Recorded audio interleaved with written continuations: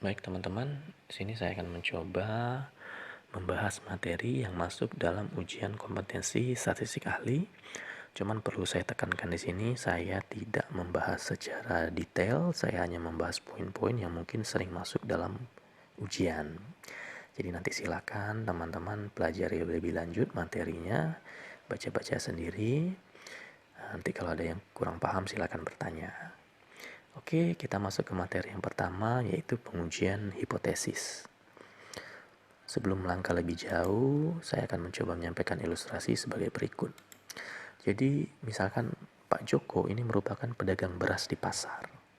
Tentunya agar Pak Joko mampu bersaing dengan para pedagang beras yang lain, dia harus mempunyai yang namanya strategi dagang. Nah, agar strategi dagangnya ini tepat, maka dia membutuhkan yang pertama adalah data dan informasi.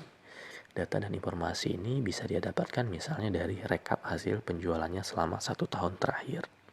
Nah, selain dari data dan informasi tersebut, Pak Joko juga membutuhkan yang namanya analisa. Analisa dari data dan informasi yang dia peroleh agar dia mempunyai gambaran yang tepat untuk menentukan strategi dagang yang tepat. Nah, saat dia membutuhkan analisa, disinilah peran dari metode statistik tersebut. Dia membutuhkan yang namanya metode statistik.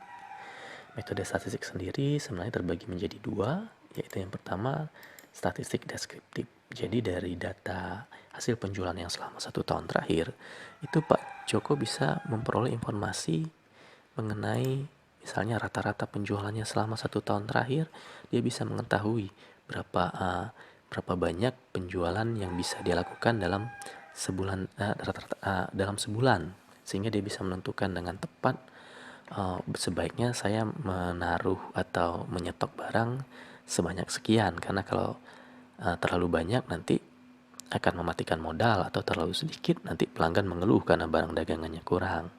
Atau dia juga dari analisis deskriptif ini dia juga bisa mendapatkan informasi misalnya produk apa yang paling sering dibeli orang, mungkin itu dia yang stok lebih banyak, seperti itu.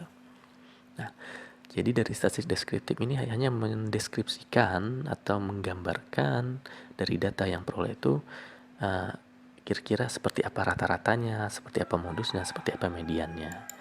Ini juga bisa ditampilkan dalam bentuk grafik, dalam bentuk tabel, dalam bentuk chart, dan lain-lain. Tapi tentunya dalam menentukan strategi, analisa yang diperlukan oleh Pak Joko tidak sebatas ini saja. Dia perlu misalnya dari data penjualan 1 tahun terakhir, bagaimana kondisi penjualannya 1 bulan ke depan. Atau misalnya untuk agar dia bisa mendapatkan laba yang maksimum, produk apa aja yang harus dia stok, berapa banyak yang harus dia stok.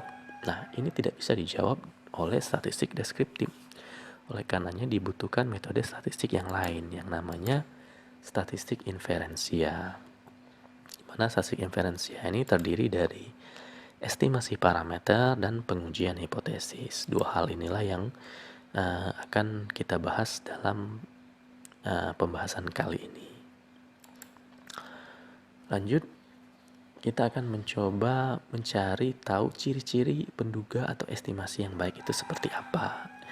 Yang pertama, ciri dari penduga atau estimasi yang baik adalah tidak bias. Tidak bias di sini bisa kita katakan bahwa hasil estimasi itu sama dengan realita. Nah, sebagai contoh misalnya dalam satu kelurahan dilakukan penelitian secara menyeluruh atau istilah secara populasi, didapatkan bahwa nilai tinggi badan di kelurahan tersebut rata-ratanya 160 cm. Nah, kemudian ada seorang mahasiswa yang melakukan penelitian juga, tapi dilakukan secara sampel. Nah, hasil penelitian mahasiswa ini dikatakan tidak bias kalau rata-rata yang dia dapatkan juga 160, sama dengan nilai populasinya tadi.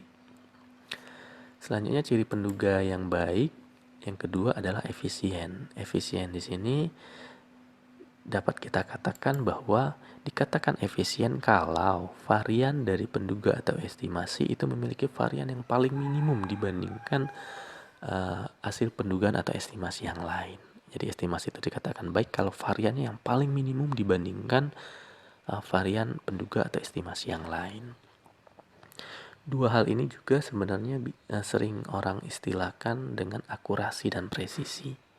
Jadi kalau akurasi itu membahas mengenai ketakbiasaan, kalau presisi itu membahas tentang efisien. Artinya kalau presisi ini, saat pengukuran itu dilakukan pengulangan, maka perbedaannya itu tidak terlalu jauh. Agar lebih jelas mungkin kita lihat dari contoh gambar berikut.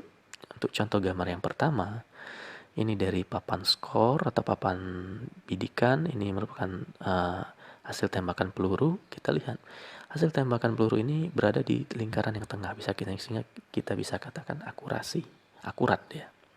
Dan saat dilakukan penembakannya berulang, hasil tembakan itu dekat, tidak terlalu jauh perbedaannya. Ini dikatakan presisi. Sedangkan kalau contoh gambar yang kedua, masih kita katakan akurat karena hasil tembakannya berada di lingkaran yang tengah. Namun, kita lihat hasil tembakannya saat dilakukan pengulangan penembakan, dia ada perbedaan yang cukup banyak ya, agak cukup besar. Jadi dia menyebar hasil tembak. Nah, ini kita katakan tidak presisi.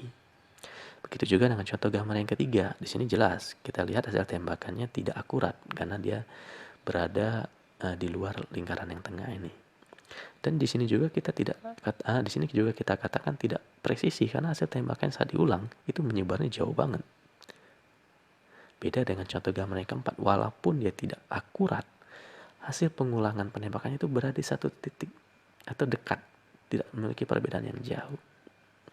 Sehingga sering kalau orang katakan ya lebih baik tidak akurat tapi dia presisi seperti itu. Tapi inilah kira-kira contohnya seperti ini ya. Selanjutnya ciri penduga atau estimasi yang baik yang lainnya adalah konsisten. Dikatakan konsisten kalau nilai estimasi yang didapatkan itu akan mendekati realitas saat sampelnya diperbesar. Jadi itu kata kuncinya, nilai estimasi itu akan mendekati realitas saat sampelnya diperbesar. Selanjutnya dikatakan ciri penduga yang baik adalah cukup atau sufficient. Dikatakan cukup atau sufficient kalau estimasi yang didapatkan itu memiliki atau mencakup seluruh informasi yang dikandung oleh sampel. Itu dikatakan ciri penduga yang baik, cukup, sufficient, yaitu estimasi memiliki seluruh informasi yang dikandung oleh sampel.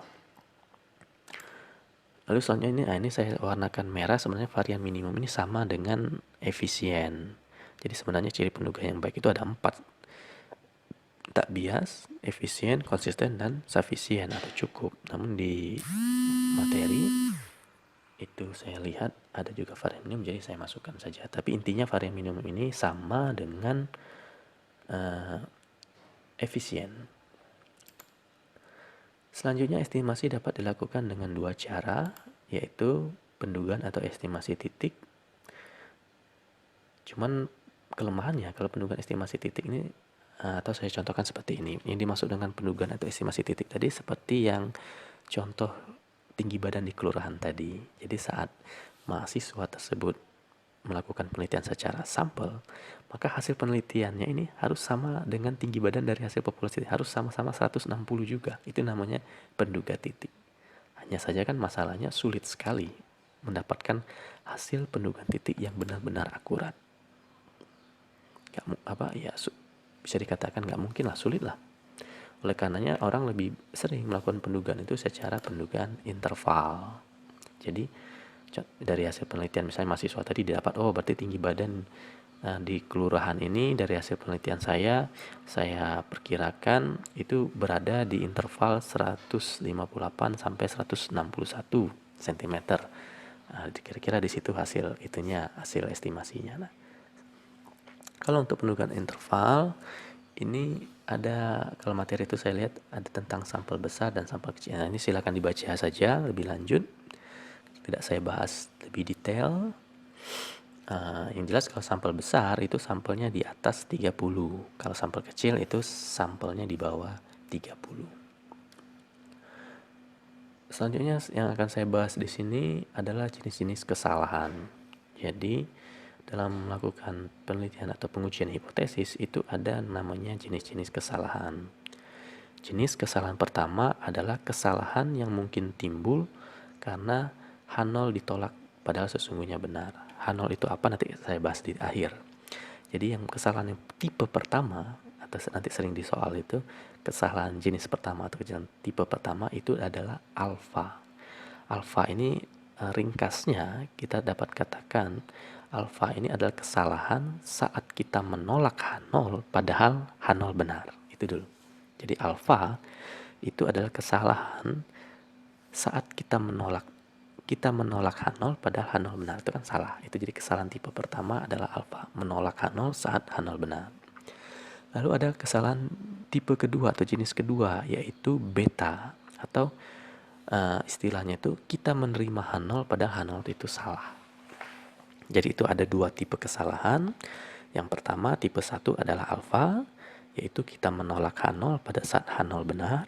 Dan tipe kesalahan kedua adalah beta, kita menerima H0 padahal H0 salah. Jadi untuk lebih ringkasnya, mungkin untuk cara mengingatnya seperti ini. Kita buat dulu di kertas, pilihan terima H0 dan tolak H0. Selanjutnya di atasnya kita buat H0 benar, H0 salah. Ya udah, kita lihat pada saat menolak H0 saat H0 benar, itu tadi kita taruh alfa, kita terima H0 pada H0 salah, itu beta. Ya udah, dibuat seperti ini di kertas. Nah, selanjutnya tinggal mengikuti. Jadi ini salah satu cara atau teknik untuk mengingatnya. Nah, ini tabelnya seperti ini. Jadi itu yang penting diingat bahwa apa itu tipe kesalahan 1 dan apa itu tipe kesalahan kedua. Ini harus diingat, cara mengingatnya seperti yang saya contohkan tadi. Selanjutnya langkah-langkah pengujian hipotesis. Jadi langkah-langkah pengujian hipotesis ini yang pertama, kita tentukan dulu H0 dan H1-nya. Jadi kalau lebih gampang ya, H0 ini sebenarnya adalah hipotesis yang ingin kita tolak. Jadi sesuatu yang ingin kita tolak itu kita taruh di H0. Itu kuncinya. Jadi yang pertama dalam langkah-langkah pengujian hipotesis kita tentukan dulu H0 dan H1-nya. H0 ini adalah hipotesis yang ingin kita tolak. Itu kuncinya.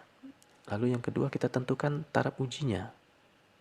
Kita tentukan taraf ujinya, misalnya alfanya, tingkat signifikansinya itu berapa persen. Jadi tingkat signifikansi ini yang ini ya. Nih, terima H0 saat H0 benar, 1 dikurang alfa. Jadi kita biasa menentukan, tingkat keyakinan saya itu 90%, tingkat keyakinan saya 95%. Nah, seperti itu. Jadi tentukan dulu taraf ujinya. Taraf ujinya misalnya alfa 5%, alfa 10%, seperti itu ya. Lalu yang ketiga, pilih statistik uji yang sesuai. Jadi statistik uji yang sesuai di sini maksudnya metode statistiknya apa? Misal kalau untuk pengujian dua rata-rata biasanya menggunakan ANOVA seperti itu. Namun kalau saat sampelnya tidak mengikuti distribusi normal bisa menggunakan metode Kruskal-Wallis seperti itu. Jadi pilih statistik uji yang sesuai ini, pilih metode statistiknya, metode statistik apa. Lalu yang keempat, tentukan daerah kritisnya. Jadi apakah dari hasil pengujian tadi, dari hasil yang diperoleh melalui statistik uji, ini daerah kritisnya seperti apa? Apakah dia masuk ke daerah penolakan H0 atau dia masuk ke daerah penerimaan H0? Lalu dari hasil penentuan daerah kritis tersebut, kita bisa tentukan keputusan apa yang kita ambil. Apakah kita menolak H0 ataukah kita menerima H0? Lalu yang keenam itu adalah kesimpulan. Dari hasil penelitian ini, dari hasil keputusan yang kita peroleh, kesimpulan apa yang kita ambil? Biasanya kesimpulan itu seperti ini. Dari hasil penelitian didapat bahwa kita menerima H0 atau kita menolak H0 dengan tingkat signifikansi, dengan tingkat kepercayaan atau tingkat keyakinan misalnya 95%, 90%, seperti itu hasil kesimpulannya. Nah, mungkin untuk awal pertemuan kita kali ini atau pembahasan kita kali ini mungkin seperti itu saja. Lebih dan kurang mungkin saya minta maaf, dan kalau ada pembahasan yang masih menggantung atau masih belum dipahami, silakan ditanyakan saja nanti kepada saya langsung. Demikian yang dapat saya sampaikan. Terima kasih.